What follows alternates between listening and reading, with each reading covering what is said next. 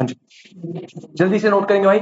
ये आपको मैंने पूरा का पूरा इंडेक्स डिटेल में बता दिया है कि हम चैप्टर्स कैसे कैसे देखने वाले हैं, ठीक है। और मैं प्रॉपरली इनिशियली हम ना फ्लक्चुएट करके पढ़ेंगे इसे। मैं पहले इनिशियली वही चैप्टर्स कराऊंगा जो कॉन्सेप्चुअली ज्यादा इजी है और ज्यादा स्कोरिंग है, ठीक है। तो हमको रिदम से निकलेंगे first second third fourth fifth. मैं अपने अकॉर्डिंग चलाऊंगा जो सूटेबल होगा, जिसमें आपको कम एफर्ट्स में ज्यादा मार्क्स आने हैं। क्योंकि at the end of the day सबसे पहला मोटिव है एग्जाम क्रैक करना, उसके बाद है नॉलेज वॉलेज सब उसके बाद है भाई। सबसे पहली चीज है एग्जाम क्रैक करो। अगर आप कितना भी अच्छा सीख रहे हो, कितना भी अच्छा समझ आ रहा है, और आपका एग्जाम में रिजल्ट परफॉर्मेंस नहीं आ रहा, टेस्ट में परफॉर्मेंस नहीं आ रहा, तो वेस्ट हो जाएगा।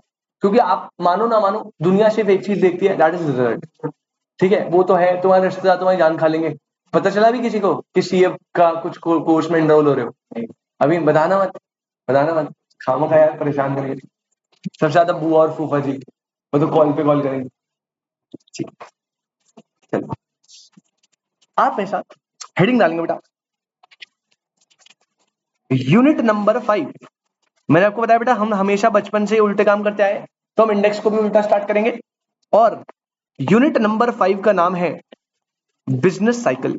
बिल्कुल फ्रेश पेज में आप हेडिंग डाल लीजिए। और आज हम इस चैप्टर को मस्त करके पढ़ेंगे, और आप देखना क्या लेवल है। बहुत ही इंटरेस्टिंग चैप्टर है, बहुत मजा आ जाएगा आपको चैप्टर पढ़ के, और बढ़िया चैप्टर। सर अब सबसे पहले मतलब समझते हैं, व्हाट इज बिजनेस साइकिल, ठीक है। अब बिजनेस साइकिल को पहले साइड में रखते हैं। बिजनेस साइकिल को समझाने से पहले मैं आपको नॉर्मल लाइफ की चीज समझाता हूं, ठीक है बेटा। आपको पता है ये कौन है? ये पता कौन है बच्चा?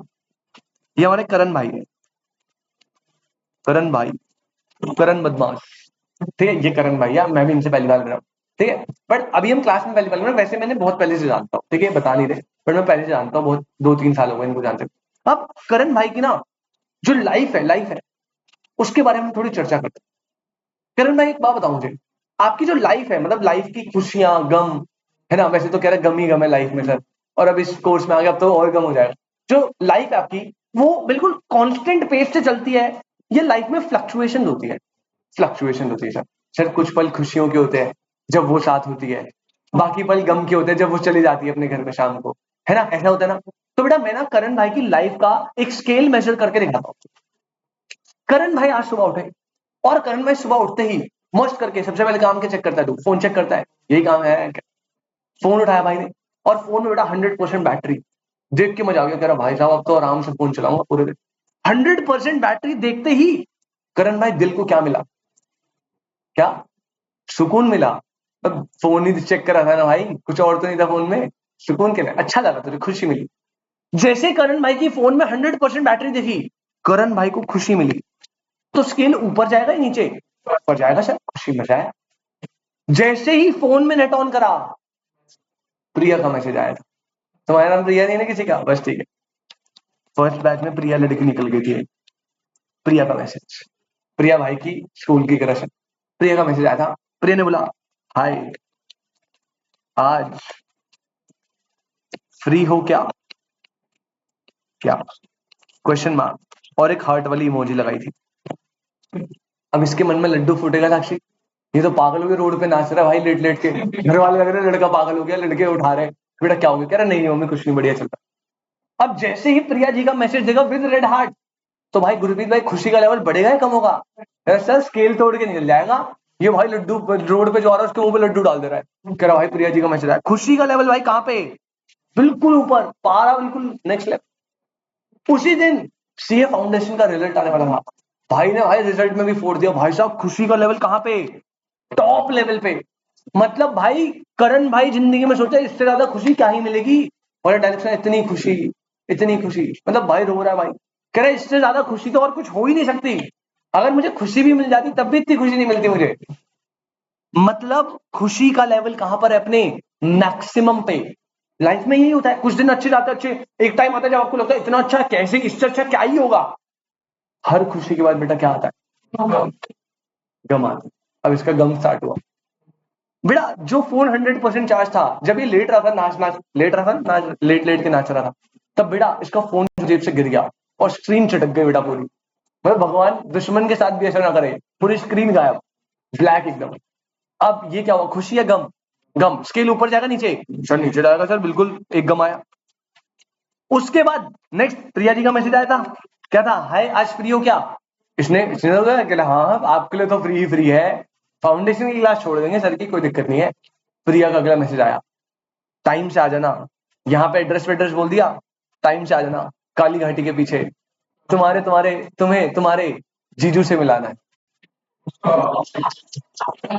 भाई साहब मतलब भाई ये तो नस काटने को हो गया था भाई, बिल्कुल। इसको तो मैंने रोका, भाई पागल है क्या, एक जाएगी दूसरी आएगी, कोई दिक्कत नहीं। ठीक है, मतलब प्रिया जी ने ऐसे बोल दिया टाइम से आ जाना काली घाटी के पीछे 10 बजे, तुम्हारे जीजू तुम्हारा वेट करे, जीजू से मिलवाना है। तो जीजू कौन? आकाश। इसका जो गम का लेवल है, आप सोच सकते हो, लड्डू भाई जो बंदे जिस जिस बंदों को इसने लड्डू खिलाया था ना, उनके मुंह में हाथ दे के लड्डू निकाल लिया वापस। पागल हो गया, कह रहा है ऐसे नहीं होता भाई, क्योंकि गम का लेवल कहाँ है भाई। अभी कोने में बैठ के रो रहा है ऐसे, रोज जा रहा है रोज जा रहा है, और अभी से लग रहा है इससे ज्यादा गम तो क्या ही होगा जिंदगी में। तो जैसे खुशी का मैक्सिमम लेवल था, वैसे खुशी का एक मिनिमम लेवल होगा, या गम का मैक्सिमम लेवल वो क्या है, लोएस्ट पॉइंट। पर आपको पता है ना बेटा, क्या ये गम हमेशा रहेगा? नहीं सर, प्रिया गई तो अब कौन आएगी? रिया, है ना, ऐसा होगा। फिर रिया से चैटिंग चल रही है, खुशी खुशी खुशी, फिर रिया ने जीजू से मिलाया, दुख दुख दुख, ऐसे चलता रहता है। ऐसे चलता है ना लाइफ में, आपकी या मेरी सबकी लाइफ में चलता है ना। कुछ दिन हैप्पीनेस वाले होते हैं, कुछ दिन सैड वाले होते हैं, कोई कभी कभी हैप्पीनेस बहुत ज्यादा होती है, कभी कभी सैडनेस बहुत ज्यादा होती है ना, ये चलता रहता है। सर आपको मतलब क्या है समझाने का? सर मेन मुद्दा बताओ क्या मतलब है? सर मतलब ये है कि जैसे करण भाई की जिंदगी में अप्स एंड डाउन है ना, वैसे ही इकोनॉमी के जो बिजनेसेस होते हैं उसमें भी तो अप्स एंड डाउन है। मतलब बेटा, इकोनॉमी में जो बिजनेसेस होते हैं, क्या वो कांस्टेंट लेवल पे ग्रो करते हैं, या उसमें फ्लक्चुएशन होती है? फ्लक्चुएशन, सबसे बड़ी फ्लक्चुएशन ले लो कोविड। जैसे ही कोविड आया, एकदम से बिजनेसेस क्या हो गए, फॉल। फॉल होते गए होते गए होते गए, एक टाइम आया जब भाई लॉकडाउन हो गया, भाई बिजनेसेस सर्वाइव ही नहीं कर पा रहे, मतलब बिजनेसेस बंद होने की कगार पे आ गए, मतलब वो मिनिमम पॉइंट हो गया, दुख एकदम। उसके बाद एकदम से उम्मीद आई, अनलॉक हुआ, धीरे धीरे अनलॉक हुआ, बिजनेस वापस से ग्रो करे, सब कुछ लगा, सब कुछ ठीक हो गया। एकदम से कोविड की सेकंड वेव आई, बिजनेस से वापस से क्या हो गए, फॉल। फिर वापस से चलता रहता है, यही सिस्टम होता है ना बेटा, इसी को बोलते हैं बिजनेस साइकिल। बिजनेस साइकिल का मतलब क्या है? बिजनेस साइकिल का मतलब है, business cycle means rhythmic fluctuation. Word क्या बोला? Rhythmic fluctuation. यहां पे आपको टर्म्स को बहुत ध्यान से पकड़ना पड़ेगा, क्योंकि जब एमसीक्यूज बनेंगे ना, तो वो एक एक टर्म के बेस पे बनेंगे। अभी हम जब चैप्टर खत्म करेंगे, एक एक क्वेश्चन में क्लास में डिस्कस करूंगा आपसे मॉड्यूल का, ठीक है, अपन फोड़ेंगे ढंग से, टेंशन ना लेना, टेस्ट वगैरह सब कुछ। बट अभी पहले आप एक एक वर्ड को फोकस करना। बिजनेस साइकिल का मतलब क्या है? Rhythmic fluctuation. सर फ्लक्चुएशन मतलब तो समझ आया, रिदमिक कैसे सर? बेटा रिदम होगा मतलब क्या, ऊपर ही जाता रहेगा, क्या नीचे जाता रहेगा, अप डाउन, तो एक रिदम फॉलो हो रहा है ना, that means business cycle is a rhythmic fluctuation. Business cycle is a rhythmic fluctuation. अरे जो किस में आएगा? बिजनेसेस में। किस में आएगा बेटा? बिजनेसेस में। करण भाई की तो हमने लाइफ का एग्जांपल लिया था ना, लेकिन हमारा मेन मोटिव क्या है? साइकिल किसकी है? बिजनेस की। तो रिदमिक फ्लक्चुएशन किस में आएगा? बिजनेस में। तो business cycle is rhythmic fluctuation in businesses of an economy, जो वो एक्सपीरियंस करते हैं over a period of time. Over a period time economy में जितने भी बिजनेसेस है, वो जो भी फ्लक्चुएशन को फेस करते हैं, एक्सपीरियंस करते हैं, उन्हीं फ्लक्चुएशंस को बोला जाता है बिजनेस साइकिल। मतलब कुछ दिन बिजनेसेस के लिए ग्रो करेंगे, जब ग्रोथ बहुत मैक्सिमम पे होगी तब बिजनेसेस फॉल करेंगे, फिर फॉल बहुत मैक्सिमम पे होगा तो फिर वापस से वो क्या करेंगे, ग्रो। और यही पूरी इकोनॉमी में चलता रहता है, और इसी एक्सपीरियंस को क्या बोलते हैं? Business cycle. ये बात समझ आई? पक्की बात। अब इसी इसी थोड़ा लेमन लैंग्वेज से हम प्रोफेशनल लैंग्वेज में से लिखे क्या? चलिए, तो मेरे हिसाब से क्लियर है, डेफिनेशन क्लियर हो गई। चार चीजें बताई, चार फोकस रखना। सबसे पहला, it refers to rhythmic fluctuation, किसमें आएगी? बिजनेसेस में, ऑफ एन इकोनॉमी, जो एक्सपीरियंस करेगा over a period of time. क्या एक्सपीरियंस करेगा? Over a period of time. वापस से बोलो, it refers to rhythmic fluctuation, it refers to rhythmic fluctuation, जो किसमें आएगी? बिजनेसेस में, ऑफ एन, जो एक्सपीरियंस करेगा over the period of time. अच्छा, आपको एक चीज याद है, आपने 12th में एक कॉन्सेप्ट पढ़ा था, stock versus flow. Stock concept are those concepts which are measured at a particular point of time, flow which measures over period of time. Business cycle की डेफिनेशन में बोला है over a period of time. Business cycle is a flow concept. 1 mark का MCQ, business cycle is dash, dash में तुम अपना word मत लगा देना जो तुम करते हो जनरली, अपना वर्ड मतलब यहाँ पे क्या आएगा, stock flow, none of the above या ऑल ऑफ द अबव। तो this is a flow concept because business cycle को हम मेजर करते हैं ओवर अ पीरियड। क्या मेरी बात समझ आती है? एकदम क्लियर है 100%। ऑनलाइन वाले बच्चों बेटा जल्दी से एक बार फटाफट बता दीजिए, कोई दिक्कत? आकर्षक, ध्रुव, मनीष, नताशा, मनीष, बेटा कोई भी दिक्कत प्लीज बिंदास बोलने का, टेंशन नहीं है कोई भी। क्लियर है? अब इसको अपन लिखते हैं बेटा, आप आ जाइए, हेडिंग डालिए, पहली हेडिंग, पहली हेडिंग डालेंगे बेटा, meaning of business cycle, meaning of business cycle, meaning of business cycle. और जैसे मैं डेफिनेशन लिखवाऊंगा ना ब्रेक कर करके, आपको वैसे ही लिखनी है और वैसे ही लर्न करनी है। सर क्योंकि क्या हमें डेफिनेशन लिखने को आएगी? अरे अपने को बस टर्म्स पकड़ के चलनी है, अपने को रट्टे नहीं लगाने, अपने को सिर्फ गो थ्रू करना है। एमसीक्यू मिल जाएगा, फोड़ दोगे तुम आराम से। मैं बात कर रहा हूं मीनिंग ऑफ बिजनेस साइकिल की, और डेफिनेशन लिखेंगे बेटा पॉइंट्स में, ठीक है? पॉइंट नंबर 1 सबसे पहले लिखो, business cycle are the rhythmic fluctuations, business cycles are the rhythmic fluctuations, point number 2, in economic activities, rhythmic fluctuation in economic activities. बेटा इकोनॉमिक एक्टिविटीज का मतलब ब्रैकेट में लिख लेना, किसकी बात कर रहा है ये? बिजनेस की बात कर रहा है। इकोनॉमिक एक्टिविटी मतलब बिजनेस। बिजनेस साइकिल आदि rhythmic fluctuation in economic activities of an economy. और last point number 4, that it experience comma over a period of time, that is it experience over a period of time। लिखा आपने? Underline करेंगे बेटा की points को। सबसे पहला point, rhythmic fluctuations जो किस में आएंगी सर? इकोनॉमिक एक्टिविटीज में, बिजनेसेस में, किसके? ऑफ एन इकोनॉमी, जो वो एक्सपीरियंस करेगी over a period of time. और इस लाइन को अंडरलाइन करेंगे क्योंकि over a period of time है, इसीलिए business cycle is a flow concept. मेरे हिसाब से बेटा वो कॉन्सेप्ट आपको आता होगा, मैं फिर से बता रहा हूं। दो टाइप से कॉन्सेप्ट को मेजर करते हैं, एक होता है स्टॉक कॉन्सेप्ट, एक होता है फ्लो कॉन्सेप्ट। जब भी आप किसी चीज को मेजर करते हो किसी पर्टिकुलर टाइम पे, जैसे मैंने बोला population of India on 20th May is इतना, अब मैंने स्पेसिफिकली एक डेट बताई 20th मई, तो मैं पॉपुलेशन को 20 मई को मेजर कर रहा हूं, it is a stock concept, क्योंकि यहां पे मेजरमेंट हो रही है eight a particular point of time. लेकिन ऑन दी अदर हैंड मैंने बोला पॉपुलेशन ऑफ इंडिया ड्यूरिंग 2021, अब यहाँ पे वर्ड क्या है? ड्यूरिंग, मतलब मैं किसी एक स्पेसिफिक पॉइंट की बात कर रहा हूं या एक टाइम डायमेंशन की बात कर रहा हूं, टाइम डायमेंशन की बात कर रहा हूं, राइट? तो अगर आप मेजर कर रहे हो over a period time, it is a flow concept.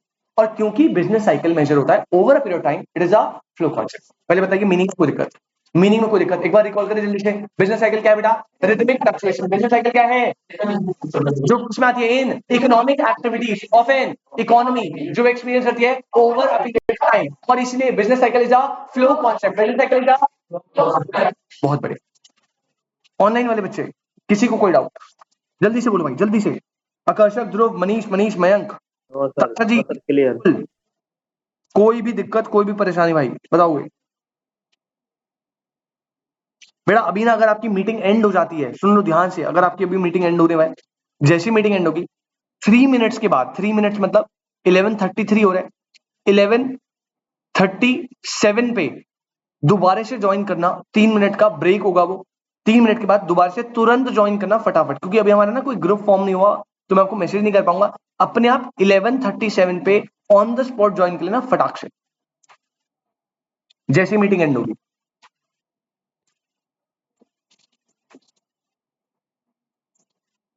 Next heading डालो।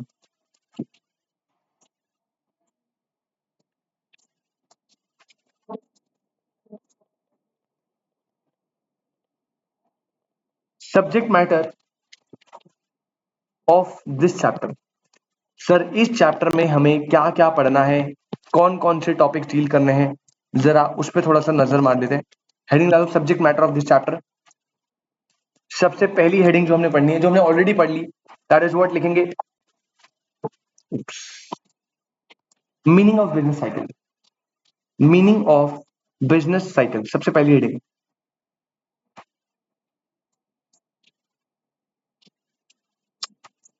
तुम्हारा भी कोई ग्रुप नहीं बनाना, नहीं बना अभी तक? 3 मिनट का ब्रेक है, ठीक है? आप एक बार जल्दी से थोड़ा सांस ले लो, पानी वानी पी लो, और इसको 2 मिनट देख लो बस। 3 मिनट के ब्रेक के बाद अपन रिज्वाइन कर दो। ये ना गलती से मैंने मीटिंग रिस्टार्ट नहीं करी, तो 3 मिनट के बाद ही होगा।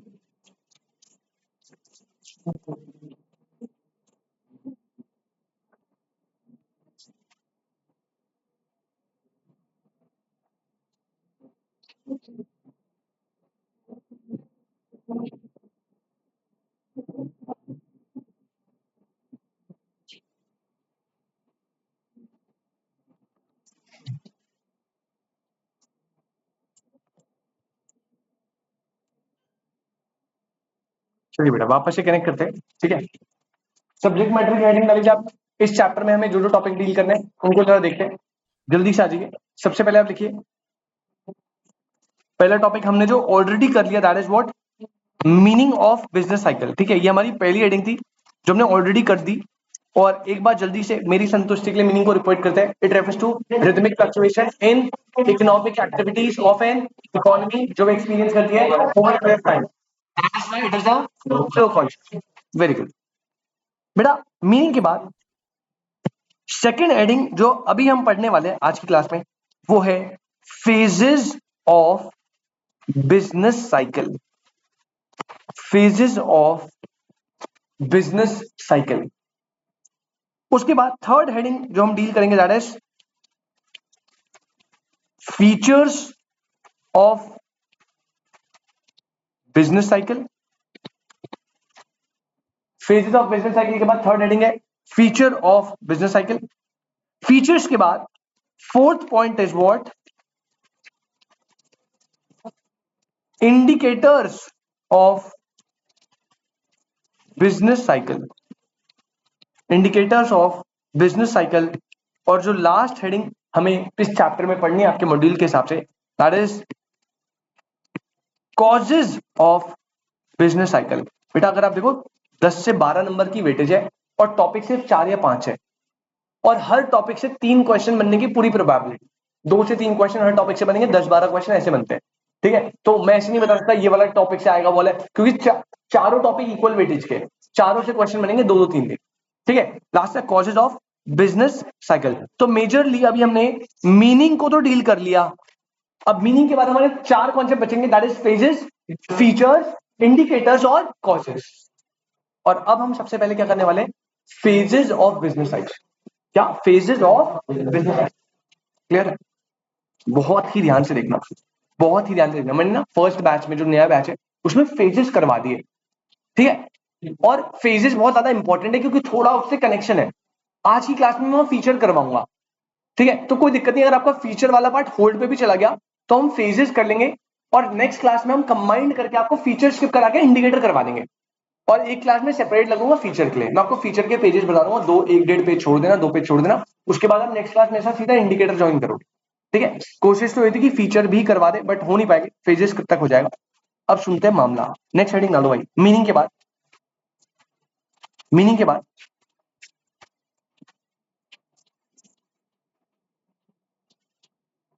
ये 5 हेडिंग हमें डील करनी है, और यहां पे आप मीनिंग के बाद जो नेक्स्ट हेडिंग मेरे साथ डील करेंगे that is phases of business cycle. अब हर हेडिंग से क्वेश्चन बनेगा कैसे ये मैं आपको बता दूंगा कि भाई इससे ऐसा बनेगा, उससे ऐसा बनेगा। Heading low, phases of business cycle.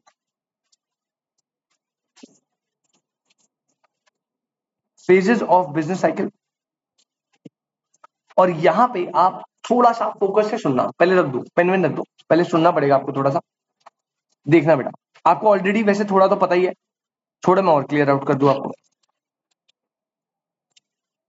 ये एक्स एक्सिस 0, वाई एक्सिस।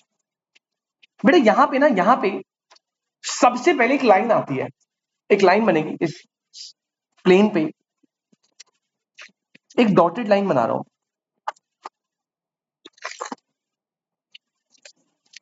अच्छा एक बात बताओ, ये जो डॉटेड लाइन है ये अपवर्ड जा रही है, डाउनवर्ड जा रही है? अपवर्ड जा रही है। इसे क्या बोलते हैं बेटा, इसका जो नाम होता है ना, इसे बोलते हैं ट्रेंड और ग्रोथ लाइन। क्या बोलते हैं, ट्रेंड और ग्रोथ लाइन। सर ये क्या है, अभी इसको 1 मिनट दो बताता हूं, बट बस इतना समझना, इस प्लेन पे जो डॉटेड लाइन होगी डॉटेड लाइन बना देगा, पूरा डायग्राम बना के दे देगा और नीचे लिखेगा ये जो डॉटेड लाइन है ये रिप्रेजेंट करे डैश को, trend line, growth line, both A and B, both A and B, क्योंकि ट्रेंड और ग्रोथ लाइन दोनों एक ही है। चलिए है क्या, ये शो क्या कर रही है अभी बता दो।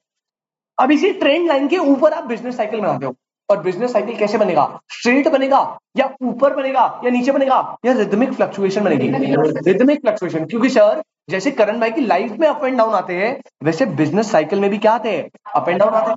ये बात समझो क्या। तो यहां पे जब आप बिजनेस साइकिल को ड्रॉ करते हो बेटा, तो बिजनेस साइकिल कुछ इस प्रकार से बनती है, ठीक है, चलती रहती है, और ये ट्रेंड लाइन के साथ ही चल रही है। अगर आप देखो सर, पहले ना आप हमें ये बताओ कि ये शो क्या कर रही है, ये शो क्या कर रही है। अगर मैं आपसे बात करूं ट्रेंड लाइन की, तो पता है क्या दिखा रही है, वो कह रही है कि शॉर्ट रन में ना कम टाइम पे बिजनेसेस फ्लक्चुएट करेंगे ऊपर या नीचे, कोई दिक्कत नहीं है, बिजनेस साइकिल चल रही है। लेकिन जब आप लॉन्ग रन की बात करोगे, लंबे टाइम की, तो भले ये ऊपर नीचे हो रहा है, लेकिन लॉन्ग रन में ये जो बिजनेस साइकिल की लाइन है ये अपवर्ड ट्रेंड शो कर रही है, डाउनवर्ड, अपवर्ड।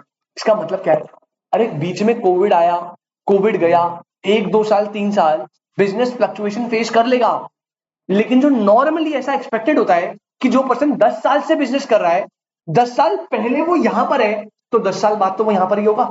मतलब शॉर्ट रन में फ्लक्चुएशन आएगी, लेकिन लॉन्ग रन में क्या होगी, हमेशा ग्रोथ।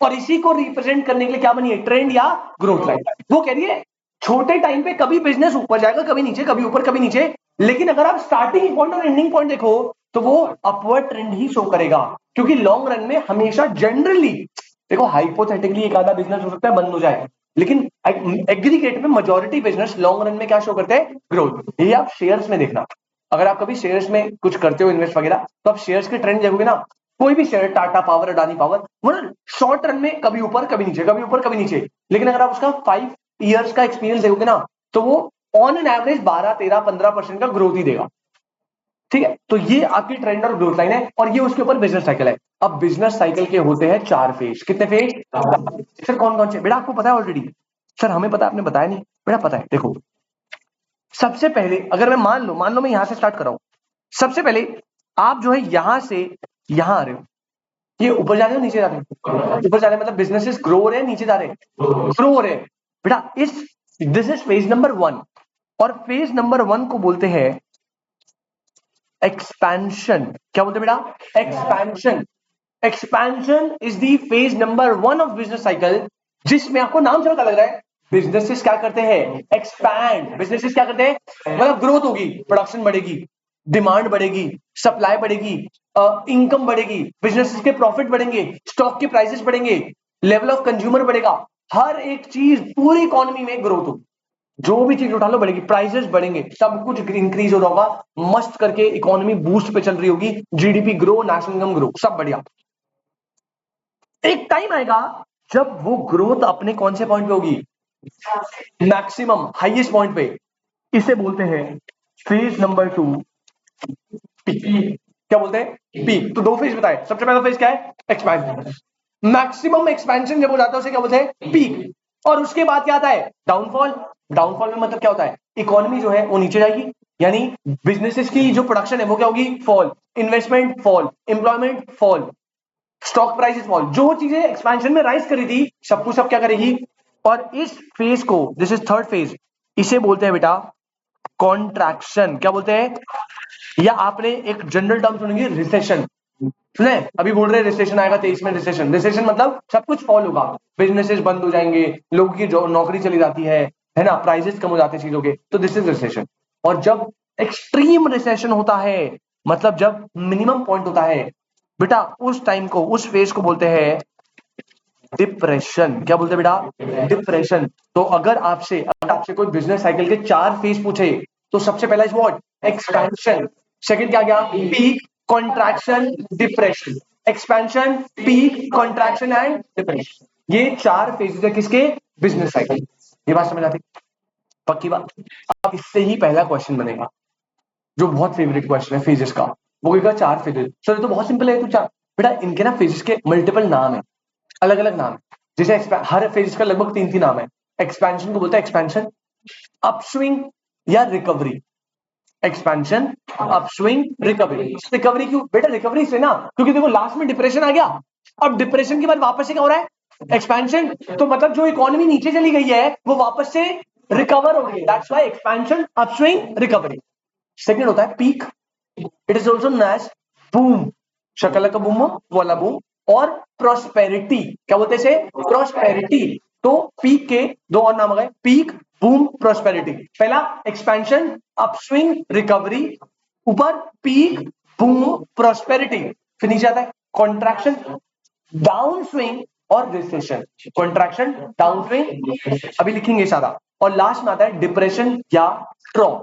डिप्रेशन या ट्रॉ, ट्रॉ, ट्रॉ, TROUGH, ड्रॉ नहीं ट्रॉ, ठीक है?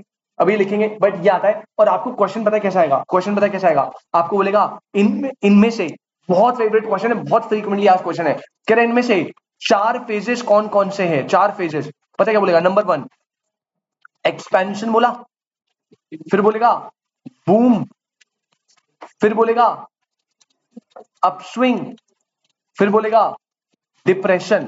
सही है क्या? गलत है सर, क्यों? क्योंकि एक्सपेंशन और अपस्विंग दोनों क्या होता है? सेम। मल्टीपल मिक्सिंग करेगा नाम की, ठीक है? तो आपको ध्यान से रखना है, एक फेज एक ही बार आना चाहिए। और दूसरी चीज, मान लो दो आंसर करेक्ट है, उसमें फिर आपको देखना है ऑर्डर। क्या देखना है? ऑर्डर। ऑर्डर मतलब पहले एक्सपेंशन आता है, उसके बाद पीक, उसके बाद कॉन्ट्रैक्शन या जो भी है वर्ड, और उसके बाद डिप्रेशन।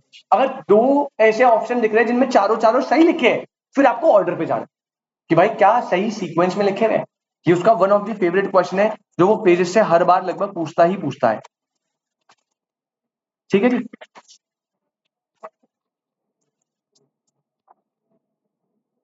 आगे बढ़ते हैं। अब आप जो है बेटा हेडिंग डालिए पहले, ओ सॉरी फेजेस की तो हेडिंग डाल दिया ना आपने। अब आप एक काम करिए, पहला फेज की हेडिंग डालिए, पहला फेज। हाँ डायग्राम नहीं बनाया अभी तक, सॉरी सॉरी सॉरी, डायग्राम बनाइए जल्दी से, पहले डायग्राम बनाइए।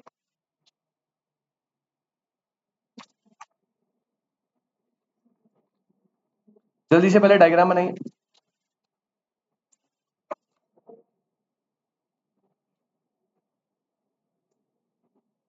ऑनलाइन वाले बच्चे बेटा, ध्रुव, नताशा और जो भी ये है जीसी भाई, क्लियर है एकदम? तीनों को बेटा कोई भी डाउट प्लीज बताएंगे। नो सर, क्लियर है। बहुत बढ़िया बेटा, प्लीज ये डायग्राम बनाएंगे, फिर हम फेजेस पे जा रहे हैं बेटा, फेजेस को स्टडी करेंगे आराम से।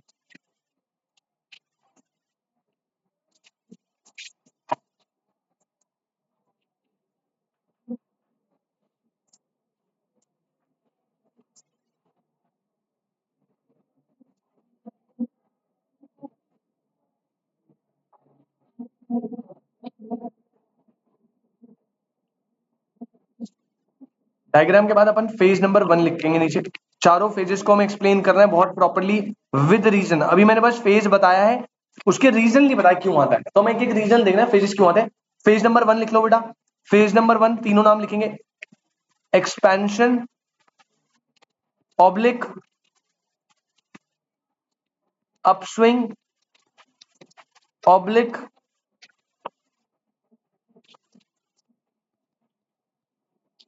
Recovery.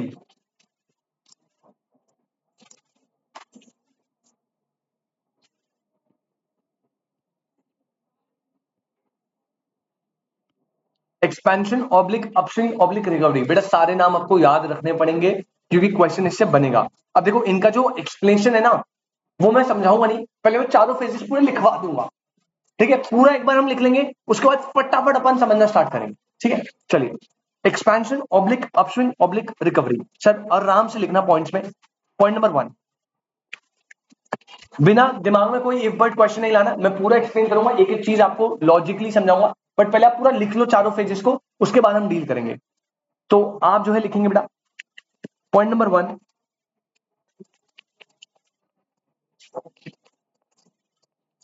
Increase in consumer expenditure, comma, increase in consumer expenditure, comma, output comma demand comma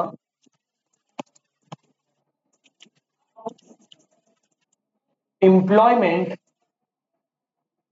comma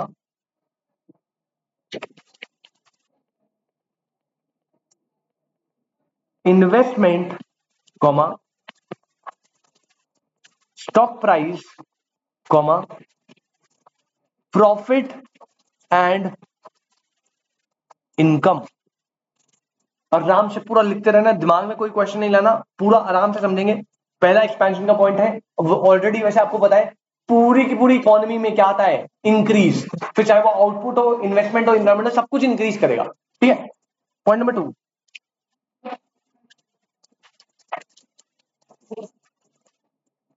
expansion continues till there is full employment. Expansion continues till there is full employment of resources and production is at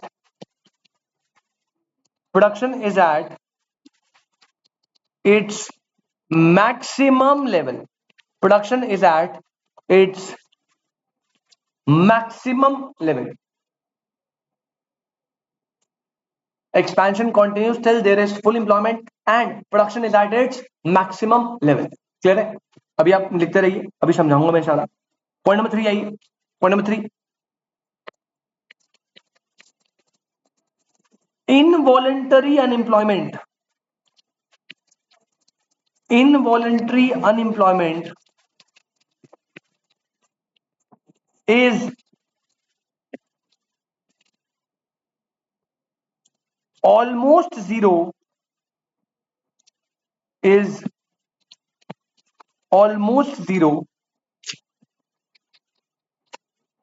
and whatever unemployment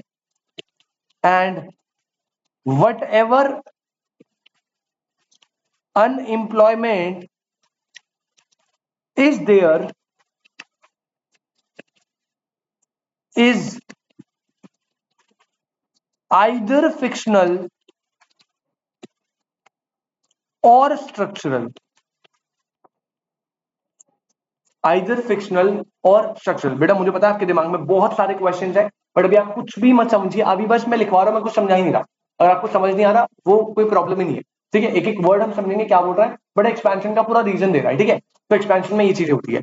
अब इसके बाद expansion के बाद क्या था, phase number 2, which is what, peak boom prosperity. Peak boom prosperity. तो हम जाएंगे फेज नंबर 2 पे। नेक्स्ट हेडिंग बनाओ, फेज नंबर 2। सर जब मैं आपसे फेज नंबर 2 की बात करूंगा तो sir phase number 2 is what, आप लिखो heading, peak boom and prosperity. Peak boom and prosperity.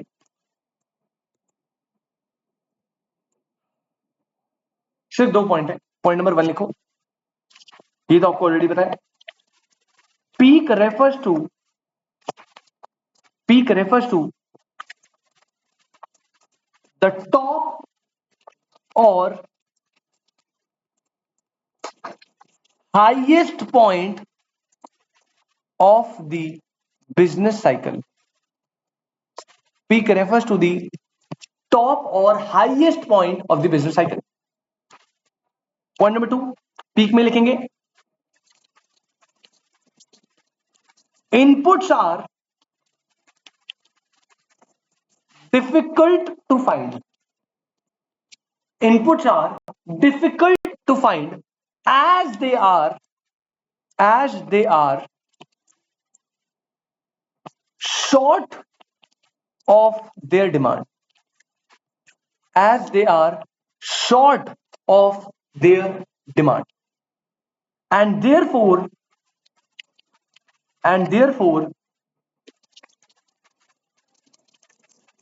input prices increases.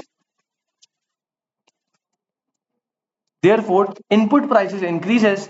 As a result, output prices also rise rapidly.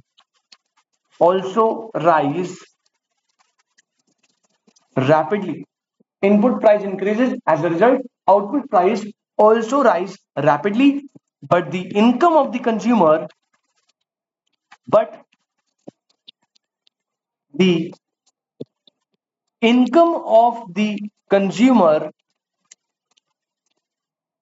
are fixed,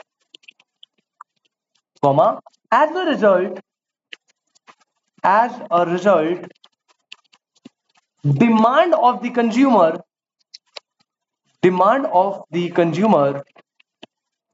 shift towards necessary. ठीक है, अभी दिमाग में कुछ नहीं जाना। ऑनलाइन वाले बच्चों बेटा बस मैं लिखवा रहा हूं आपको, साथ साथ लिखते रहना बिना कोई दिमाग में क्वेश्चन लाए। एक एग्जाम्पल से सब कुछ क्लियर हो जाएगा। अभी मैंने बस आपको फेजेस बताए थे, फेजेस के रीजन नहीं बताए, तो अभी हम ना फेजेस के रीजन सीख रहे हैं कि क्यों भाई एक्सपेंशन के बाद पीक आता है, और कैसे पीक के बाद कॉन्ट्रैक्शन आता है, और कैसे कॉन्ट्रैक्शन के बाद डिप्रेशन आता है। तो एक एक फेजेस के रीजन या कॉजेज बता रहे हैं। ठीक है, अब फेज नंबर 1 हो गया, फेज नंबर 2 हो गया, पीक के बाद क्या आता है, कॉन्ट्रैक्शन, डाउन स्विंग या रिसेशन। तो आ जाओ फेज नंबर 3। पॉइंट नंबर 3 लिखेंगे, page number 3,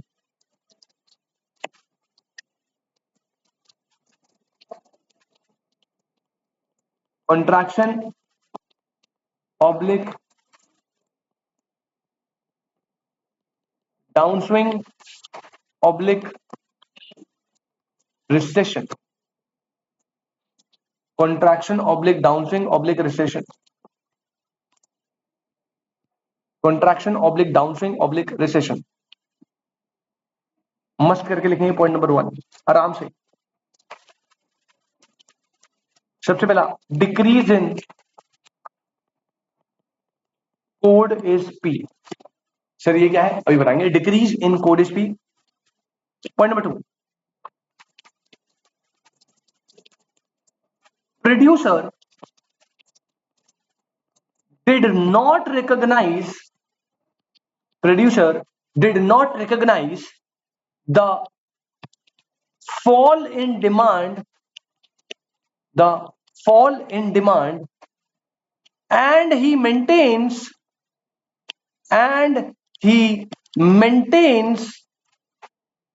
their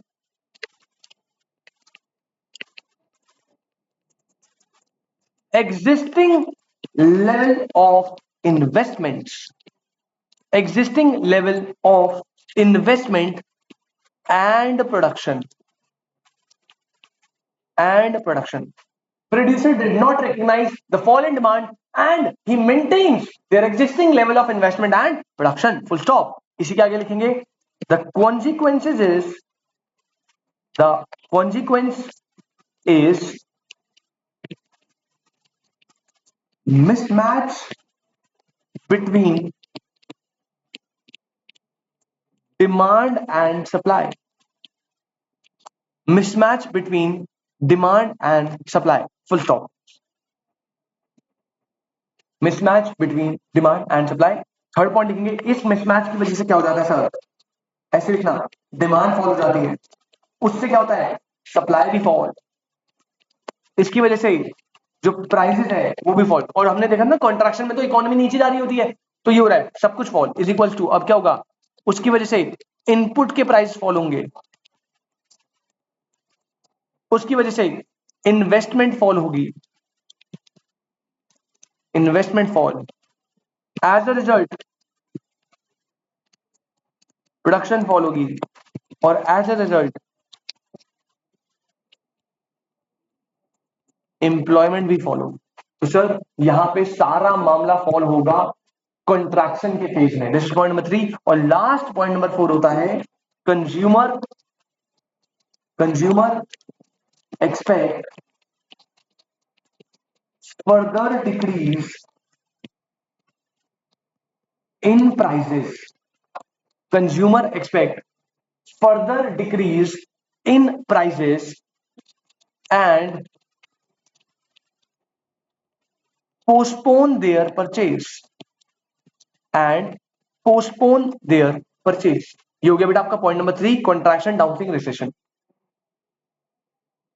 contraction downswing recession, consumer expect further decrease in price and postpone their purchase. और इसी के साथ हमारा लास्ट फेज बचा है, बस 2 मिनट लगेंगे और फेज नंबर 4।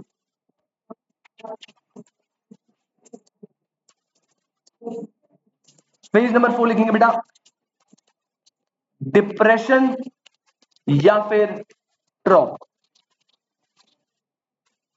डिप्रेशन या फिर ड्रॉप,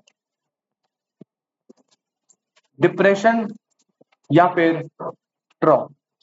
पॉइंट नंबर 1, सबसे पहले लिखो it is a serious form of recession.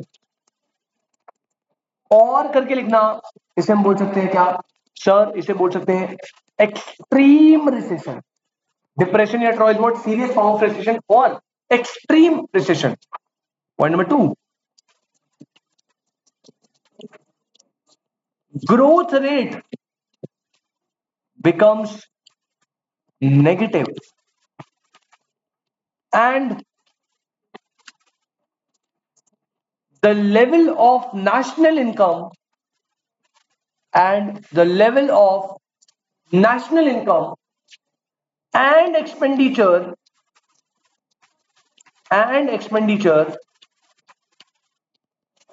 declines rapidly। Declines rapidly, आराम से चौकस लिखते रहो फटाफट जल्दी से।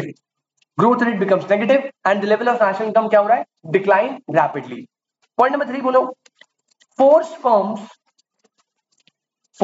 Firms to shut down.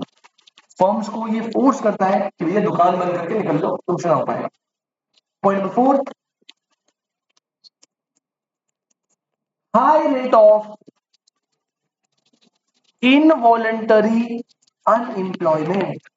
High rate of involuntary unemployment, involuntary unemployment बहुत ही ज्यादा होती है इसमें। और लास्ट पॉइंट लिख लो बेटा, इससे लास्ट ईयर आपके टाइम में क्वेश्चन आया था, इस लास्ट वाले पॉइंट से लिखो capital and consumer durable goods. Capital and consumer durable goods industry comma suffers the most from excess capacity। suffers the most from excess capacity। ये इसी के साथ आपके चारों फेजेस होते हैं खत्म। और बस अब आपको कोई नोट नहीं करना, आपको 15 मिनट बस ध्यान से फोकस से एग्जाम्पल समझना है। और जैसे ही आप एग्जाम्पल समझेंगे आपको चारों फेजेस क्लियर होंगे। मैं फिर से रिपीट कर रहा हूं बेटा, मैं आपको ना 2 क्लास मतलब एक बड़ी क्लास को थोड़ा जल्दी से करवाने की कोशिश है, ठीक है, तभी वो थोड़ा फास्ट हो रहा है। अदरवाइज हम बहुत फ्लुएंट स्टडी आराम से रिवाइज कर करके लर्न कर करके चलेंगे। बट अभी के लिए आज की क्लास में मैं थोड़ा रिस्ट्रेन हूँ, तभी मैंने फटाफट थोड़ा जल्दी लिखवाया। क्लियर है? अगर वैसे ऑल्दो मैं साथ साथ एग्जाम्पल के लिखवाता हूँ, बट अगर मैं वैसे करता तो हमारा नहीं हो पाता पूरी क्लास में कंप्लीट। हमारा टेक्निकली कंप्लीट हो गया, मुझे बस एक्सप्लेन करना है, ठीक है। ऑनलाइन वाले बच्चों बेटा प्लीज एक बार पहले कंफर्म कर दो कि आपने जो है नोटिंग पूरी कर लिया क्या, किसी का कोई पॉइंट छूटा है क्या आप लोगों में से भी। पहला फेज हो गया expansion, upswing, recovery, peak, boom, prosperity, contraction, downswing, recession या ट्रॉ और डिप्रेशन। ये 4 फेज कराए, चारों फेज आपने डन कर दिए। अब सर बहुत आराम से आप आएंगे वापस से एक्सपेंशन वाले पॉइंट में और एग्जाम्पल को समझेंगे, जो कीवर्ड्स हाईलाइट कराऊंगा उसे हाईलाइट करेंगे। क्वेश्चन बहुत ही सिंपल, बहुत ही डायरेक्टली बनेंगे, बताऊंगा कैसे। सर सबसे पहले हम जाते हैं एक्सपेंशन, अपस्विंग या रिकवरी वाले फेज में। अब आप सब जानते हैं यार फेज 1 जो होता है उसमें इकोनॉमी क्या होती है, राइज, पहले ऊपर उठ रही होती है। तो फर्स्ट पॉइंट बड़ा सिंपल है, कह रहा भैया इंक्रीज आएगा, किसमें इंक्रीज आएगा, कंज्यूमर एक्सपेंडिचर में जो कंज्यूमर खर्चा कर रहा है, खर्चा ज्यादा करेगा। आउटपुट यानी प्रोडक्शन क्या होगी, ज्यादा। डिमांड क्या होगी, ज्यादा। रोजगार क्या होगा, इंक्रीज। इन्वेस्टमेंट क्या होगी, इंक्रीज। स्टॉक के प्राइसेस, प्रॉफिट एंड इनकम ज्यादा। बेटा इसी को शॉर्ट फॉर्म में बोलते हैं कोड इज पी। आपके लिए शॉर्ट फॉर्म बनाइए, ठीक है। इसको क्या बोलते हैं, कोड इज पी। देखो C is what, consumer expenditure. Output, D से डिमांड, ई से एम्प्लॉयमेंट, आई से investment, stock price, profit and income. तो जो कोड इज पी है, पूरा का पूरा कोड इज पी क्या करेगा, राइस। पूरा का पूरा कोड इज पी क्या करेगा, हर चीज बढ़ेगी जब एक्सपेंशन फेज आएगा। सेकंड चीज बोल रहा है फेज 3 लास्ट पॉइंट। ओके जी, ओके जी, एक सेकंड रुक जाओ बेटा। फेज 3 का लास्ट पॉइंट दीजिए बेटा। फेज 3 का लास्ट पॉइंट जल्दी से। और एक काम करो बेटा, लिखते ही ना मीटिंग दोबारा रीजॉइन कर लो तुरंत। 1 सेकंड के अंदर फटाफट से रीजॉइन कर लो मीटिंग, जल्दी से। क्योंकि 10 मिनट बचे, फिर वो बीच में खत्म हो जाएगी, रिदम टूट जाता है। तुरंत, कोई 3 मिनट का ब्रेक नहीं है इस बार। जल्दी से तुरंत मीटिंग को रीजॉइन करेंगे फटाफट, जल्दी से। 1 मिनट दीजिएगा बेटा। तो एक्सपेंशन में पहला कोड स्पी क्या करेगा, इंक्रीज, ठीक है। आगे बढ़ते हैं।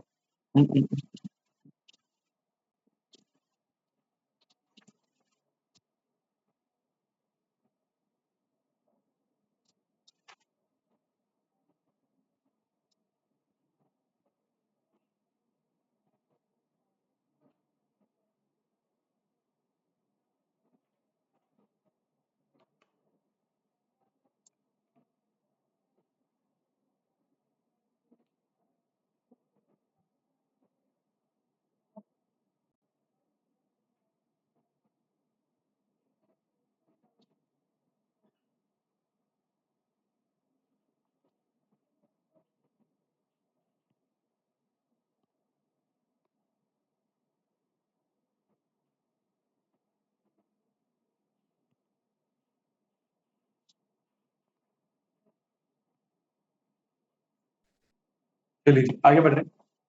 बेटा आगे बढ़ रहा है, कोड स्पी इंक्रीज करेगा। सेकंड चीज याद रखना, एक्सपेंशन के केस में क्या है, expansion continues till there is full employment. मतलब आपको अगर क्वेश्चन है ना कि कौन से फेज में फुल एम्प्लॉयमेंट हो जाता है, पीक मत बोल देना। दिमाग में बच्चों को ना पीक लगता है क्योंकि मैक्सिमम वर्ड है। फुल एम्प्लॉयमेंट कहां पे हो जाता है, एक्सपेंशन में ही फुल एम्प्लॉयमेंट हो जाता है, और पीक में भी फुल ही रहता है। तो एक्सपेंशन में फुल एम्प्लॉयमेंट हो जाता है। पहला पॉइंट, कोड स्पी क्या करेगा, इंक्रीज। दूसरा पॉइंट, एम्प्लॉयमेंट कैसी होगी, फुल।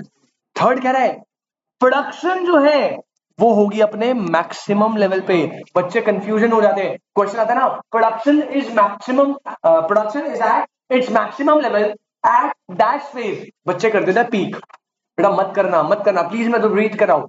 इंक्रीज इन कोड स्पी पहला पॉइंट। एम्प्लॉयमेंट कैसा होगा, फुल। प्रोडक्शन कैसे होगी, मैक्सिमम। किस पे, एक्सपेंशन में मैक्सिमम।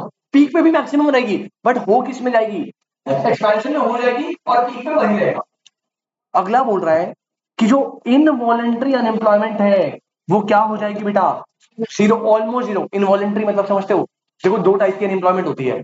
12th में हमने पढ़ा हुआ एम्प्लॉयमेंट चैप्टर था इंडियन इको में। एक होती है वॉलेंट्री, एक होती है इनवॉलेंट्री। बेटा वॉलेंट्री अनएम्प्लॉयमेंट, वॉलेंट्री वॉलेंट्री मतलब होता है इच्छा, मतलब आप अनएम्प्लॉयड हो लेकिन अपनी इच्छा से।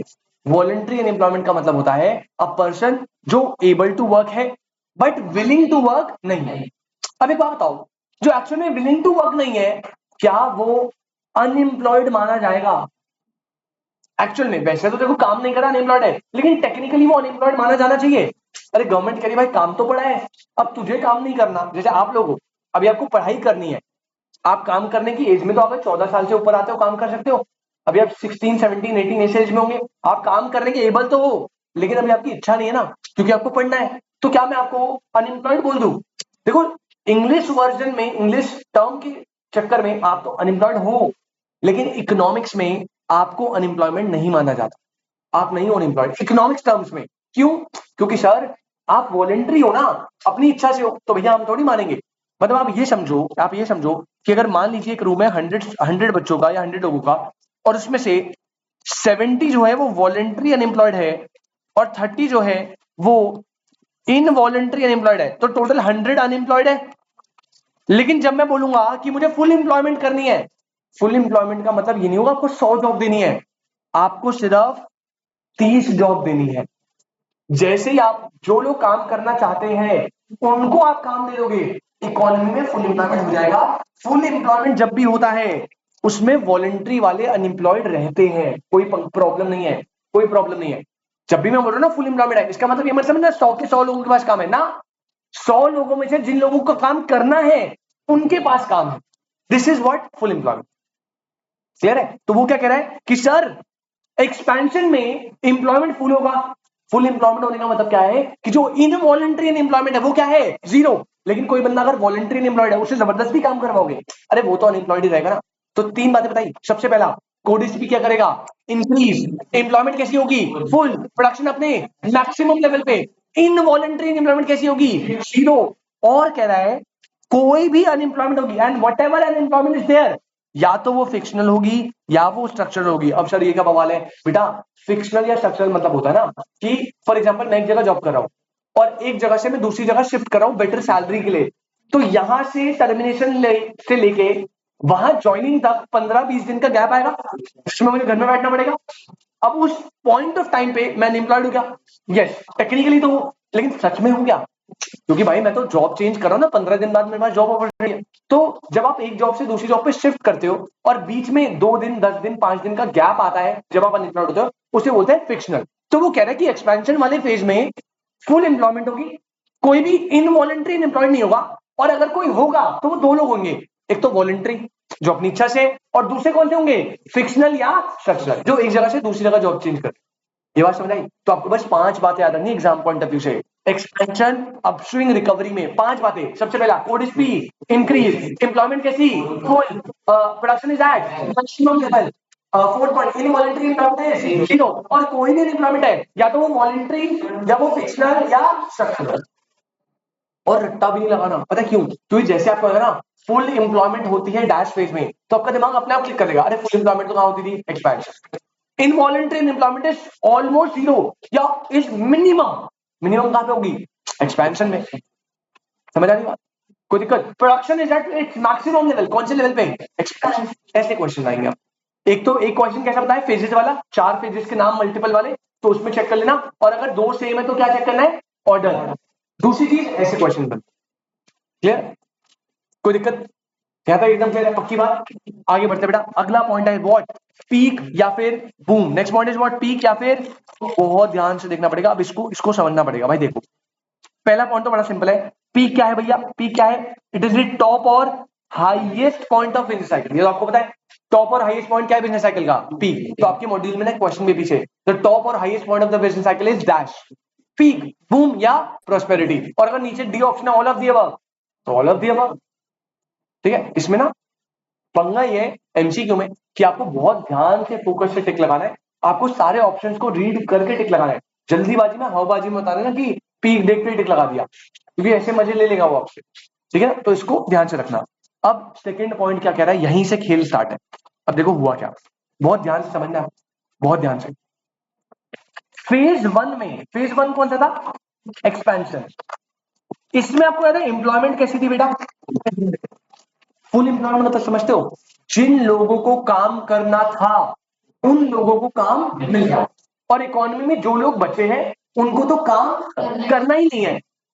अब पंगा पता है क्या हुआ, एक्सपेंशन में क्योंकि फुल एम्प्लॉयमेंट हो जाती है, फुल एम्प्लॉयमेंट एक्सपेंशन में ही हो गई, मतलब सारे मान लो लेबर थे 100, उनमें से 30 लोगों को काम करना था, 30 को काम दे दिया, 70 तो स्टूडेंट है वो तो काम करना नहीं चाहते, सारे लोगों को काम मिल गया। अब मैं मान लो प्रोड्यूसर हूं, मुझे प्रोडक्शन को बढ़ाना था, मैं बढ़ा था, एक्सपेंशन तो बढ़ रहा था। एक्सपेंशन में एक टाइम आया जब फुल एम्प्लॉयमेंट हो गया, मतलब अब मेरे पास लेबर अवेलेबल, अगर मुझे प्रोडक्शन को इंक्रीज करना है तो मुझे लेबर बढ़ाने पड़ेंगे ना, या मशीनरी बढ़ानी पड़ेगी, कुछ तो इंक्रीज करना पड़ेगा। भाई जब इनपुट को बढ़ाऊंगा तभी तो आउटपुट बढ़ेगा। तो अब हुआ क्या है कि मान लो मेरे पास लेबर अवेलेबल है नहीं, क्योंकि मैंने तो सर पहले ही फेज में क्या कर दिया, फुल एम्प्लॉयमेंट।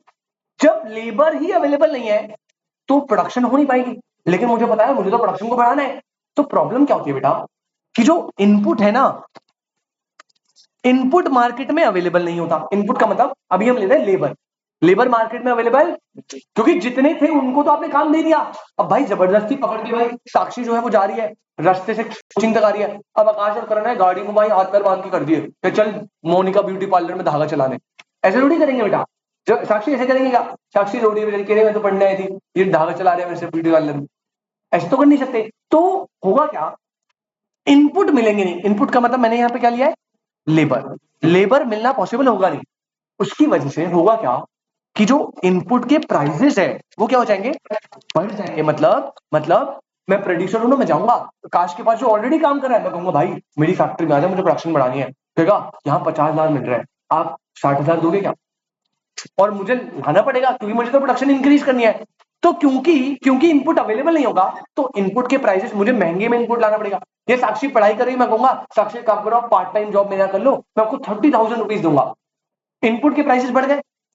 अब एक बात बताओ, जब इनपुट महंगा हो रहा है तो प्रोडक्शन में आउटपुट के प्राइसेस मैं क्या करूंगा, बढ़ाऊंगा ना। तो जैसे ही इनपुट अवेलेबल नहीं है, इनपुट के प्राइस बढ़ा, ये सारा का सारा पीक में चल रहा है। इनपुट के प्राइस बढ़ने से आउटपुट के प्राइस क्या होंगे, ज्यादा, ये मानते हो ना।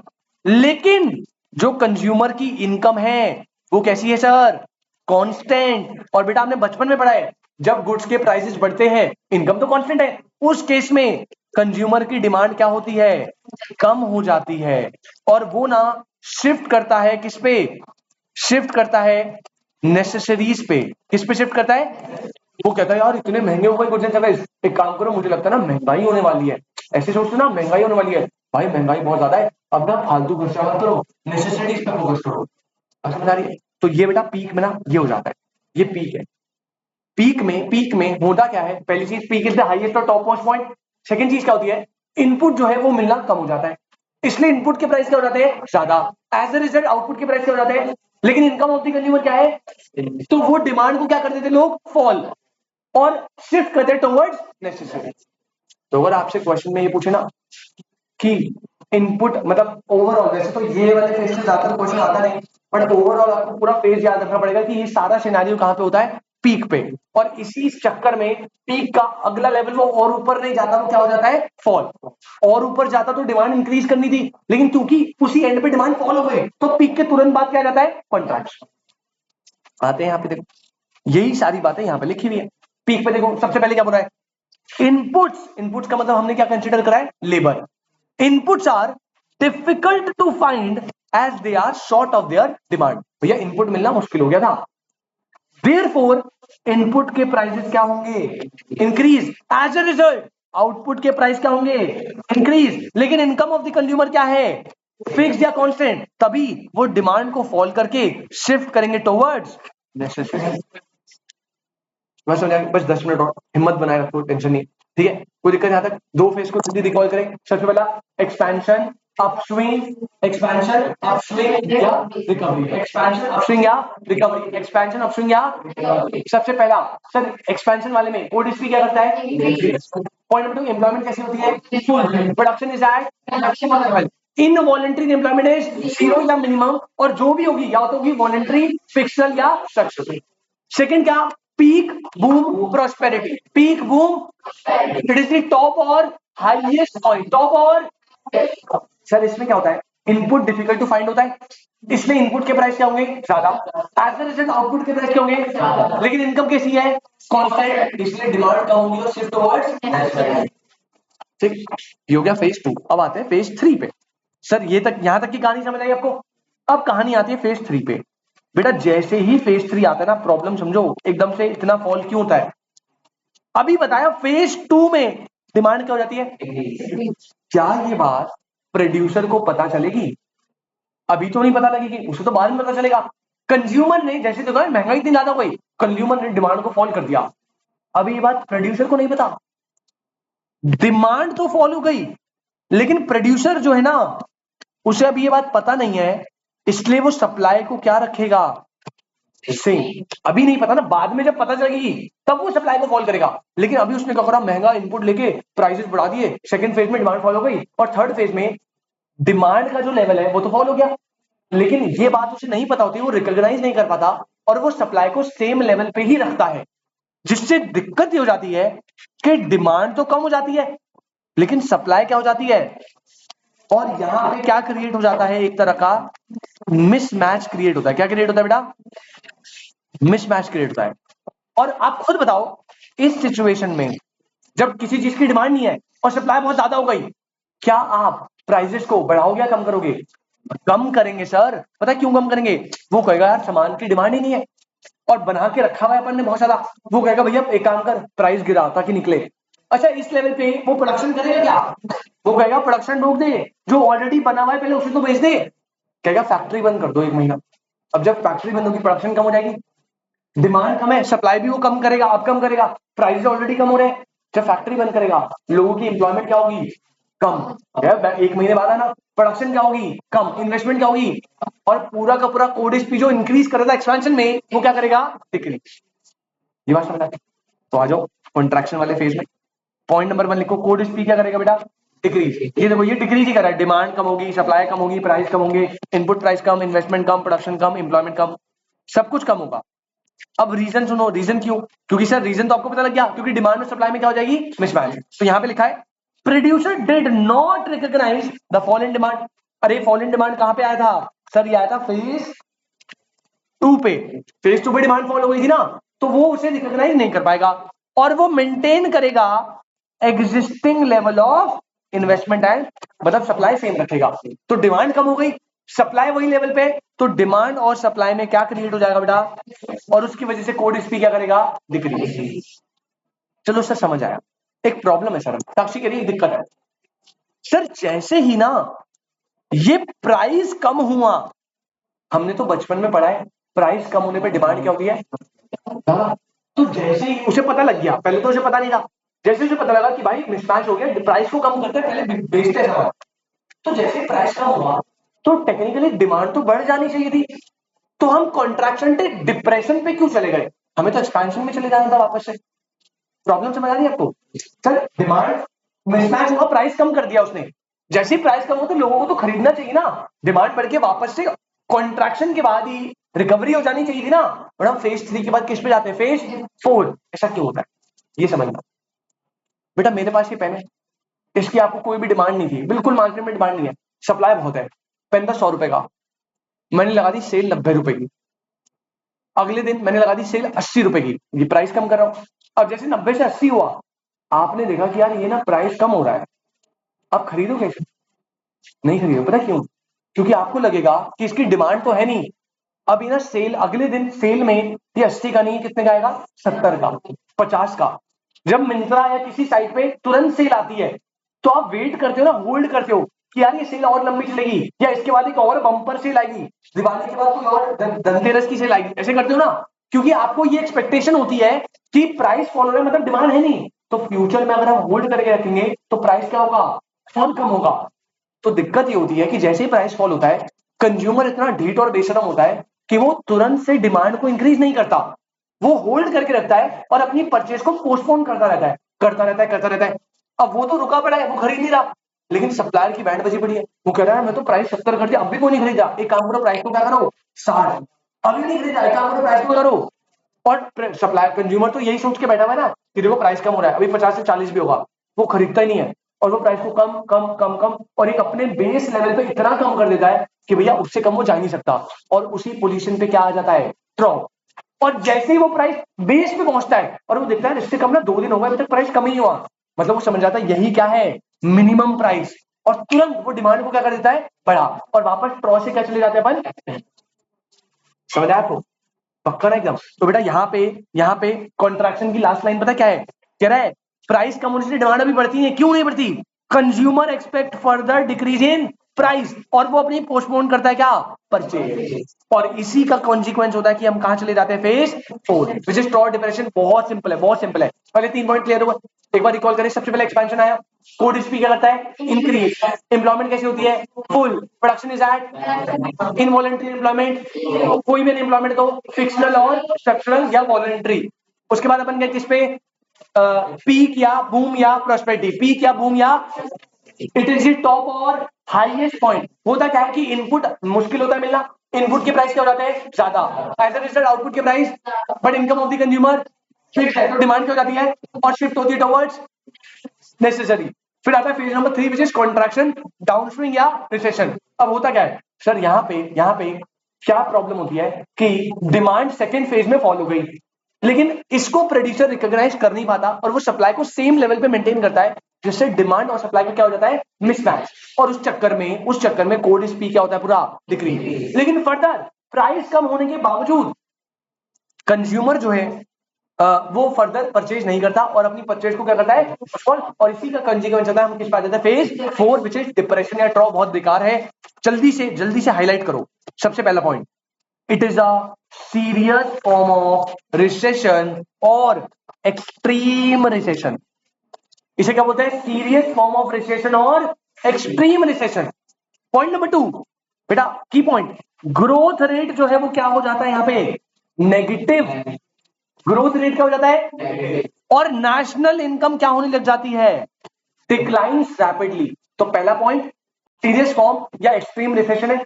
सेकंड पॉइंट, ग्रोथ रेट क्या हो जाती है, नेगेटिव, नेशनल इनकम क्या हो जाता है, डिक्लाइन रैपिडली। थर्ड पॉइंट बेटा, काफी फर्म्स को क्या करना पड़ जाता है, बंद हो जाती है, बिजनेस चल नहीं रहा होता। इनवॉलंटरी अनएम्प्लॉयमेंट, बेरोजगारी अपने क्या होती है, पीक पौधे में highest point. Involuntary unemployment minimum कब होती है, एक्सपेंशन पे, मैक्सिमम कब होती है, ट्रॉय डिप्रेशन। उसके बाद लास्ट और सबसे इंपॉर्टेंट, जिससे लास्ट ईयर क्वेश्चन बनाए बेटा, ट्रॉ और डिप्रेशन में बोल रहा है कैपिटल और कंज्यूमर ड्यूरेबल गुड्स जो है ना, वो सबसे ज्यादा सफर करते हैं। सर ये क्या होता है बेटा, समझो। जो गुड्स होते हैं ना, नीचे नोट बनाना हो बना लेना, दो टाइप के होते हैं। एक होते हैं कंज्यूमर, 11 में पढ़ा क्या, consumer, what to produce, how to produce, उसमें पढ़ा था। गुड्स दो टाइप के होते हैं, कंज्यूमर और कैपिटल। तो एक होते हैं कंज्यूमर गुड्स और एक होते हैं कैपिटल गुड्स। तो गुड्स दो टाइप के, कंज्यूमर एंड कैपिटल। अच्छा, कंज्यूमर गुड्स होते हैं ना, वो होते हैं जो कंजम्पशन पर्पस के लिए होते हैं। किस पर्पस के लिए, मतलब ये जो है ना, ये कंज्यूमर कंज्यूम करता है, और ये दो वैरायटी में होते हैं, पता है क्या, एक होते हैं ड्यूरेबल और एक होता है नॉन ड्यूरेबल। मतलब हाँ, सेमी ड्यूरेबल भी आता है, ड्यूरेबल एंड नॉन ड्यूरेबल। मतलब सर देखो, कंज्यूमर हूं मैं, कंजम्पशन कर रहा हूं, अब मैं दो चीजें करता हूं, एक खाना खाता हूं और एक कपड़े पहनता हूं। पहने हुए ना कपड़े, खाना जो खा रहा हूं वो कंज्यूमर गुड है, और वो भी नॉन ड्यूरेबल। क्योंकि खाना क्या है, मैं ब्रेड लाया, साल तक चलेगी क्या, एक साल तक ब्रेड खाता रहो, जल्दी जल्दी जाएगा, मिल्क हो गया, these are non durable consumer goods. लेकिन जो मैं कपड़े लाया या मैं घर के लिए फर्नीचर लाया, this is what, durable. On the other hand capital goods बेटा क्या होती है, बेटा ये होती है मशीनरीज। ये क्या होती है, जैसे फॉर एग्जांपल लैपटॉप, आप जो है एसी ले आए, दीज आर कैपिटल गुड्स। अब बहुत ध्यान से समझना, जब कोविड आया था, आप खुद बताओगे, जब कोविड आया था, क्या आप कोई कैपिटल गुड परचेज करने जा रहे थे मार्केट में, नया एसी फोन खरीद रहे थे, क्या आप कपड़े लेने जा रहे थे मार्केट में, फर्नीचर लेने जा रहे थे, नहीं। इसका मतलब जब भी फ्लक्चुएशन आएंगी तो कैपिटल गुड्स और कंज्यूमर ड्यूरेबल गुड्स पे सबसे ज्यादा इफेक्ट आएगा। जो नॉन ड्यूरेबल है बेटा, ये पता है क्या गुड्स होते हैं, ये होते हैं नेसेसरी, खाना पीना, इस पे कोई इंपैक्ट नहीं आता। तो लास्ट लाइन में यही बोला है कि जो कंज्यूमर है, कंज्यूमर में ही कौन सा, ड्यूरेबल वाला, और जो कैपिटल है वो सबसे ज्यादा सफर करती है। क्योंकि जनरली ये देखा गया ना, जब भी फ्लक्चुएशन आती है तो कंज्यूमर सबसे पहले इनको छोड़ता है, भाई नेसेसिटी को थोड़ी छोड़ देगा। तो ये पॉइंट लास्ट था, और इसी से क्वेश्चन आया था। क्वेश्चन क्या था मैं आपको बताऊंगा अगली क्लास तक, बट आप पहले बताइए यहां तक कोई क्लियरिटी। मैं बार बार बोल रहा हूं बेटा, थोड़ा सा मैंने अपने पेज को जल्दी रखा है, ठीक है, बट टेंशन ना लेना, आप इक्विलिब्रियम लेवल पे आ गए हो, जितना वहां पे हुआ है 2 क्लास में उतना यहाँ पे हुआ है 1 क्लास में, ठीक है। तो कोई पंगा नहीं, मेरे हिसाब से सब क्लियर है आपको। एक बार जल्दी से क्या हम रिकॉल कर दे पूरे चैप्टर को। अभी हमने कितनी हेडिंग करी है, 2, एक हो गया मीनिंग और एक हो गया फेजेस। जल्दी से रिकॉल करें फटाफट से। ऑनलाइन वाले बच्चों बेटा आप मेरे साथ हो सारे, यस सर। हाँ जी बेटा, बस हिम्मत बनाए रखो बेटा, बस 5 मिनट और। सबसे पहले स्टार्ट करते हैं बेटा बिजनेस साइकिल मीनिंग से। मीनिंग में बहुत सिंपल सी 4 बातें। It refers to rhythmic fluctuation, it refers to, तो किस में आती है बेटा, इकोनॉमिक एक्टिविटी में ऑफ एन इकोनॉमी, जो एक्सपीरियंस करता है over a period of time, experience करता है over a period of time. Sir over a period of time का मतलब है it is a flow concept. उसके बाद हमने फेजेस पे, सर फेजेस जो है ना, उसको पढ़ने से पहले एक डॉटेड लाइन आती है, क्या बोलते थे उसे, ट्रेंड और ग्रोथ लाइन। क्या बोलते हैं, ये शो करती थी कि शॉर्ट रन में कितनी भी फ्लक्चुएशन हो, लॉन्ग रन में बिजनेस की ग्रोथ होगी। ठीक है, फेजेस कितने हैं, 4। सबसे पहला फेज एक्सपेंशन, अपस्विंग, रिकवरी। क्या बोला बेटा? Expansion, upswing, recovery. सेकंड आता है peak, boom, prosperity. Peak, boom, prosperity. फिर थर्ड आएगा contraction, downswing, recession. Contraction, downswing, recession. और लास्ट डिप्रेशन या ड्रॉप। डिप्रेशन या ड्रॉप। अब एक एक फेज पे आते हैं। सबसे पहले एक्सपेंशन, अपस्विंग, रिकवरी। सर पहला point, code speed, employment, employment, production is at involuntary employment is zero. Whatever employment is voluntary, fixed plus. Clear? Point number two, peak, boom, prosperity. It is the top or input जो है वो मुश्किल होते हैं, इसलिए input price क्या होते हैं? आउटपुट प्राइस क्या होते हैं? Income of the consumer. Demand क्या होती है? शिफ्ट होती है towards. Third point is contraction, downswing, recession. Sir इस केस में क्या होता है, जो सेकंड फेज में डिमांड कम हुई होती है, क्या प्रोड्यूसर को वो रिकॉग्नाइज होती है? अभी नहीं। इसीलिए डिमांड कम होती है लेकिन वो सप्लाई क्या करता है? सेम। इससे डिमांड और सप्लाई में मिसमैच और पूरा कोड इसमें क्या होता है? लेकिन प्राइस कम होने के बावजूद भी क्या कंज्यूमर परचेज करता है? क्योंकि उसे लगता है कि फ्यूचर में प्राइस और कम होगा, इसलिए वो अपने परचेजेस को क्या करता है? पोस्टपोन। हो गया। और इसी का कंसिक्वेंस है कि हम फेज 4 में आते हैं, विच इज डिप्रेशन और ड्रॉप। सर डिप्रेशन और ड्रॉप क्या होता है? सीरियस फॉर्म ऑफ रिसेशन या extreme recession. Growth rate becomes negative, growth rate becomes national income declines rapidly. National income growth rate negative होगा, नेशनल इनकम डिक्लाइन करेगी rapidly. Form क्या होगी? Shut down. Firm क्या होगी? Shut down. इनवॉलेंटरी इम्प्लॉयमेंट क्या होगी? Maximum. और सबसे ज्यादा इफेक्ट आएगा कैपिटल और कंज्यूमर ड्यूरेबल गुड्स। कैपिटल और कंज्यूमर ड्यूरेबल गुड्स। याद रखना, जो कंज्यूमर नॉन ड्यूरेबल है उन पे कोई इंपैक्ट नहीं आता, बिकॉज दीज आर नेसेसरीज। ये बात समझ आती है? अगर गुस्सा की वजह जान दे रहा कह रहा है छोड़ो, ठीक है, कोई दिक्कत बेटा? चलिए बहुत बढ़िया। तो आई होप आपको समझ आ गया हो अच्छे से। ठीक है, एक बार आप घर जाके से एक बार 2-3 बार फटाफट से 10 मिनट में लगेंगे मात्र, एक बार फटाफट से एक रीडिंग दे दोगे ना भाई, मजा आ जाएगा, बिल्कुल कोई दिक्कत वाली बात नहीं होगी। ठीक है, आई होप बिजनेस साइकिल आपको बहुत अच्छे से समझ आया हो बेटा। और ठीक है, तो आप अब दोनों सेम लेवल पे आ गए हो। ऑल्दो आज की क्लास, अभी एक बात बताओ, पहले मुझे एक बात बताओ, रुको रुको, आपकी ना अभी